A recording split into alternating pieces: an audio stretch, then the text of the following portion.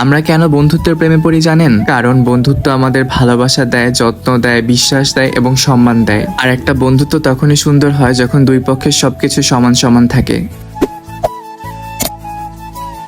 আসসালামু আলাইকুম সবাইকে, আশা করছি সবাই অনেক বেশি ভালো আছেন। আমিও কিন্তু আপনাদের দোয়ায় অনেক বেশি ভালো আছি, আলহামদুলিল্লাহ। আজকে ভাবলাম আপনাদের সাথে কিছু কথা শেয়ার করি। তার আগে কিন্তু সবাই বলে যাবেন যে আপনারা কোথা থেকে ভিডিওটা দেখছেন। চলেন আজকের ভিডিওটা শুরু করা যাক। মাঝে মধ্যে আমাদের জীবনে আমরা একজন মানুষের অনেক বেশি দরকার অনুভব করি, যে আমাদের জীবনে কোনো সমস্যার সমাধান করতে না পারলেও আমাদের সমস্যাগুলো মনোযোগ দিয়ে শুনবে। হয়তো আমরা প্রত্যেকটা মানুষই চাই আমাদের জীবনে এমন একজন মানুষ থাকুক যে আমাদের সমস্যার কথাগুলো মনোযোগ দিয়ে শুনবে এবং সমস্যার সমাধান করতে না পারলেও আমাদেরকে সাহস যোগাবে। সব থেকে বড় কথা, একটা মানুষ আমাদের জীবনে অনেক বেশি দরকার, কারণ আমাদের মনের মধ্যে এমন কিছু কথা জমা থাকে যেগুলো আমরা কাউকে বলতে পারি না কিংবা নিজেরাও সহ্য করতে পারি না। যদি আমাদের মনের মতো একজন মানুষ আমাদের জীবনে থাকে, অবশ্যই আমরা সেই মনের কথাগুলো তাকে বলে অনেক বেশি হালকা হতে পারি। আমার জীবনে হয়তো প্রেমিকাও ছিল, কিন্তু সে তার সময় মতো চলে গেছে। অনেক বন্ধু বান্ধব ছিল যাদেরকে আমি তাদের বিপদে অনেক বেশি সাহায্য করেছি, কিন্তু আমার খারাপ সময় আমি তাদের কাউকেই পাইনি। কথাতেই তো আছে, একটা ভালো দিন পেতে গেলে অনেকগুলো খারাপ দিনের সাথে যুদ্ধ করতে হয়। অনেকক্ষণ ধরেই তো একটা মানুষের কথা বললাম। আমার জীবনে এখন বর্তমানে এই একটা মানুষই আছে। এই মানুষটাকে আমি আলহামদুলিল্লাহ আমার পরিবারের পর জায়গা দিয়েছি, কারণ মানুষটাকে আমি আমার সব থেকে বাজে সময় আমার পাশে পেয়েছি, আলহামদুলিল্লাহ। সবার জীবনে যে শুধু প্রিয় মানুষই থাকে তেমন কিছুই না, প্রিয় বন্ধুও থাকতে পারে কারো না কারো জীবনে। একজন প্রিয় মানুষের থেকে একজন প্রিয় বন্ধুর কাছে নিজের কষ্টগুলো অনেক যত্ন করে জমা রাখা যায়। এক কথায় বলা যায়, আল্লাহর কাছে অনেক চেয়েছি আমি এই মানুষটাকে পাইছি আমার জীবনে,